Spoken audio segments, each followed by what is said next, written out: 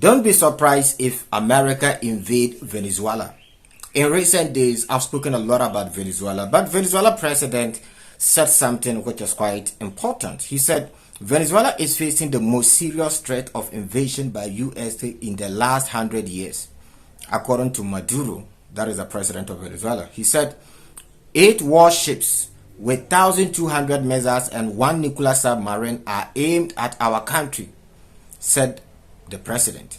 Meanwhile, the USA announced a 15 million reward for any information leading to the arrest of Venezuela Minister of Defense, Padrino Lopez. So this is the defense minister of Venezuela. According to the United States, anybody who finds him, if you know his whereabouts, inform them. They will give you $15 million. According to the United States, this defense minister deals in cocaine. He trafficked cocaine from Venezuela to the United States. So according to United States, they are in Venezuela purposely because of this whole cocaine issues. Note, Venezuela is not a satellite country of America. Venezuela is a sovereign country. So United States have no right to move their army from their country to Venezuela in the name of combating against cocaine. If you want to combat against cocaine, you have to work with Venezuela. You don't just wake up and move your warships to Venezuela territory in the name of combating against cocaine. Now, what the Venezuelans are saying make a lot of sense. You cannot move 8 warships to a sovereign nation in the name of combating cocaine. No, 8 warships.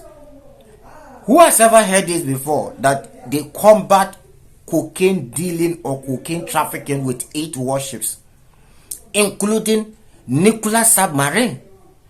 So is the United States now trying to tell us that because of nuclear submarine, because of cocaine, they are going to nuke a whole country because there is one man who is trafficking cocaine to the United States?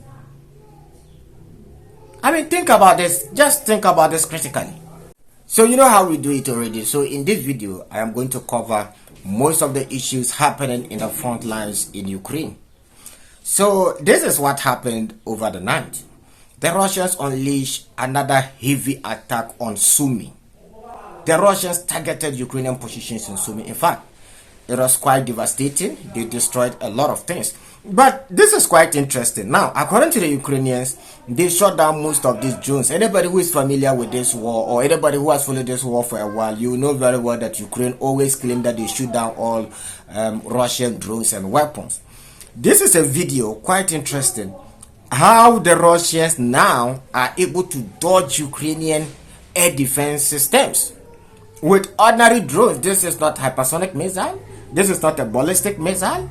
This is not a precision guided missile system.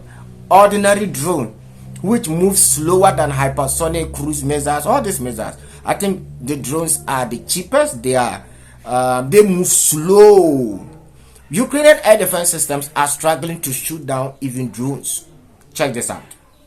To our regular viewers, don't forget to hit on the like button, and if you're new to the channel, please subscribe.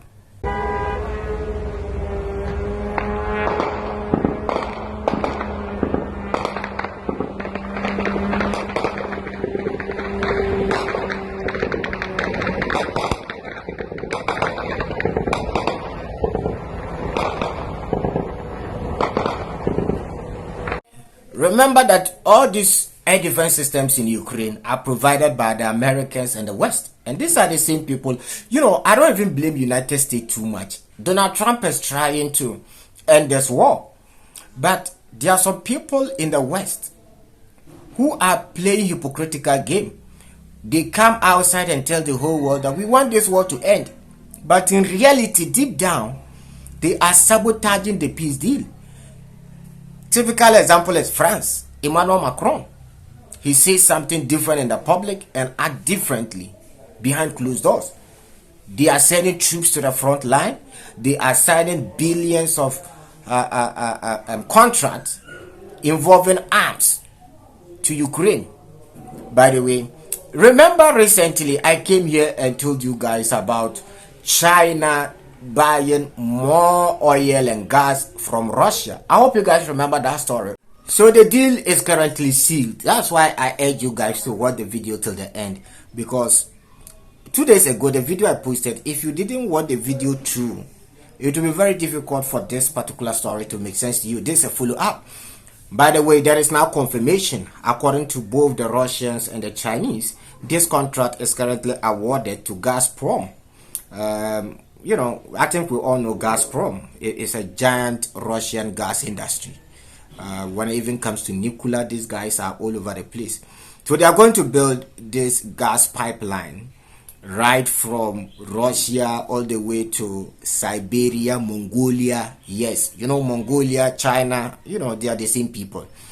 So while the West continue to threaten the Chinese are basically giving the West a middle finger, that they don't give a damn about their sanctions and threats.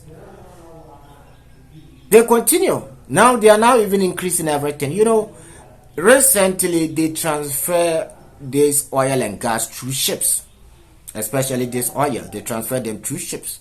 Now they are now building a gas pipeline. Remember, I told you guys that the Russians have moved their economic dependence from the West to Asia, and this is clear proof.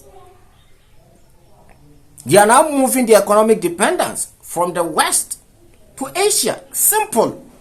Now the West, I don't know how to put this. There are some words I don't want to use. Cheaply, let me put it this way. The West cheaply allowed the Americans to blow up Nord Stream 1, Nord Stream 2, which was a major gas pipeline for the West.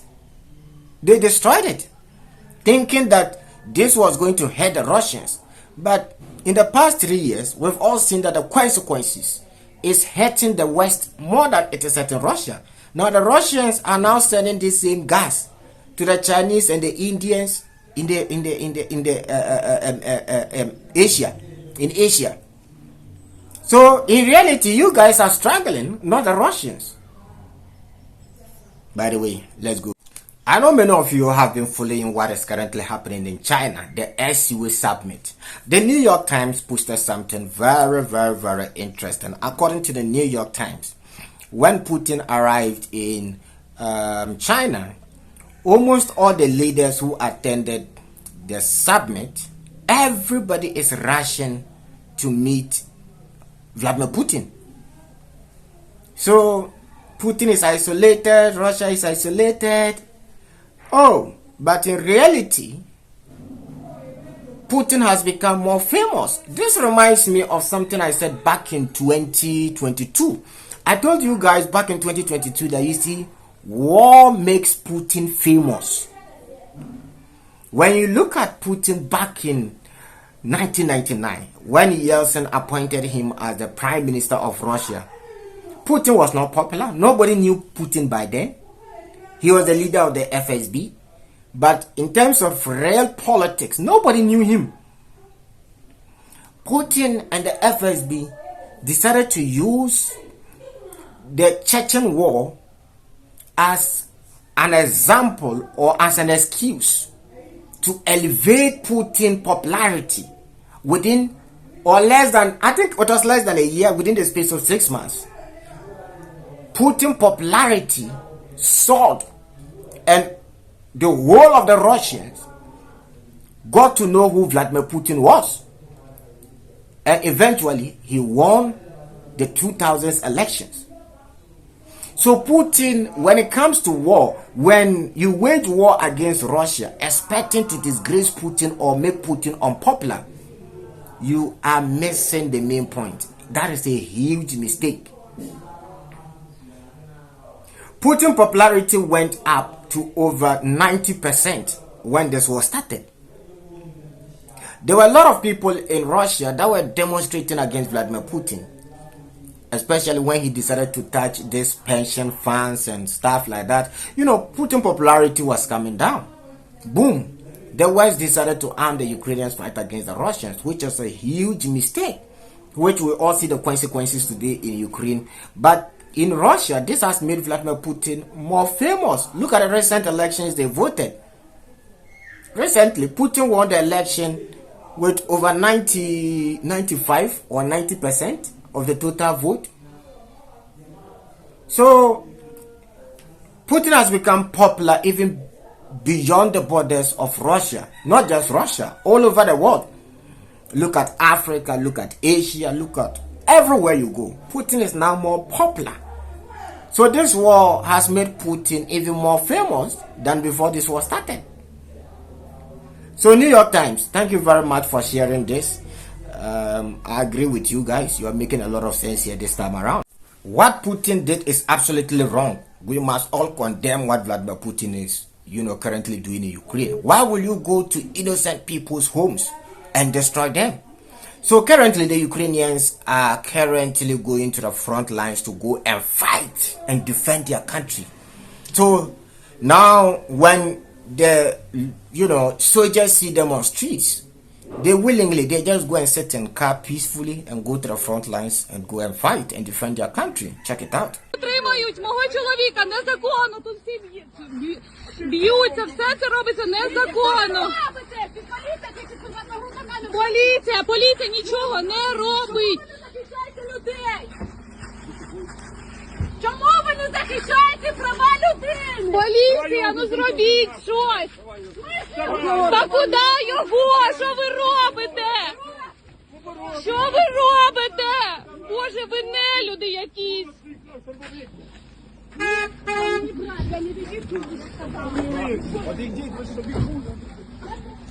Що ви робите? Оце все заснято. Саша, виходь! Виходь! Ви не маєте права його! Не вийду! Оце бачите, мене тримають! Уйдіть! Це незаконно! Все те, що ви робите! Прибери це! Руки прибери! Незаконно! Це незаконно! Що ви робите? Вони незаконно вивезли! Хлопці, допоможіть! Ваші ж так же будуть, ваші жінки! Незаконно все це робиться! Незаконно!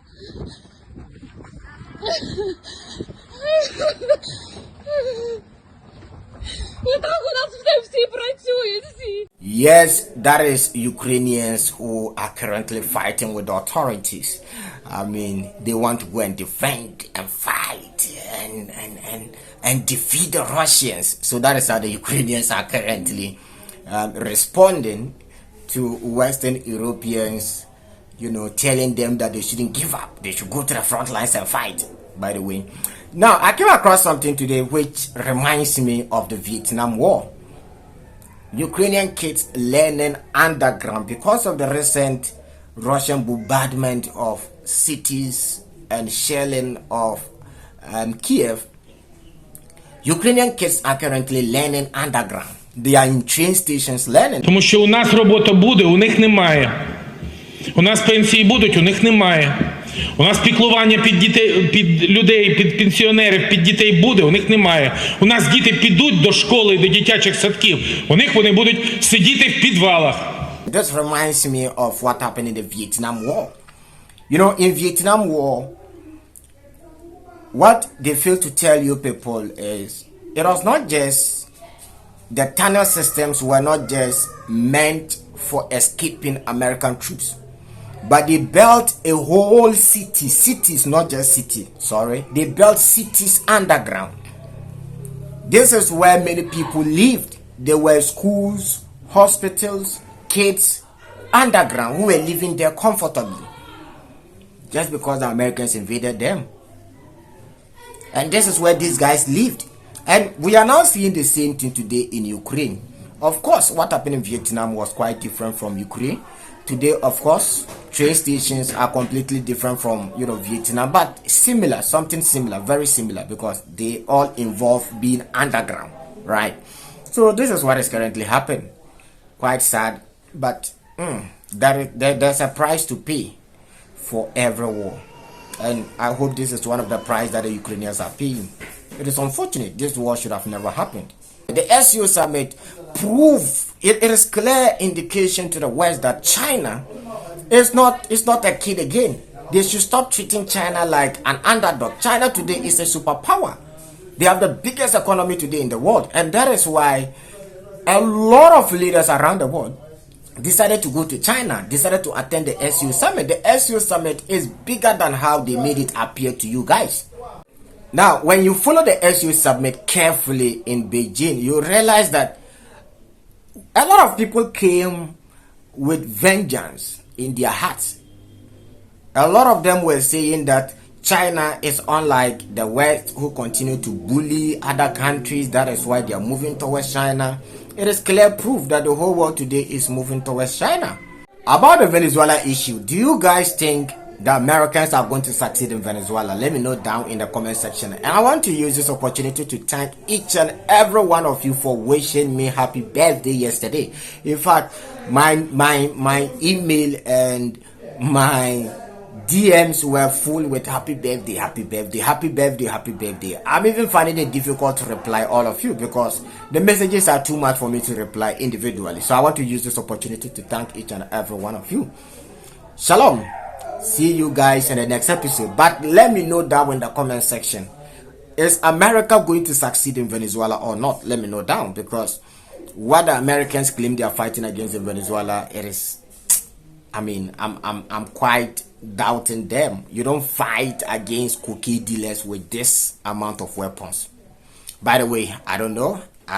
Once I'm working with you guys, let me know what you think. Let me know down in the comment section. Will America succeed or not? Shalom. See you guys in the next episode.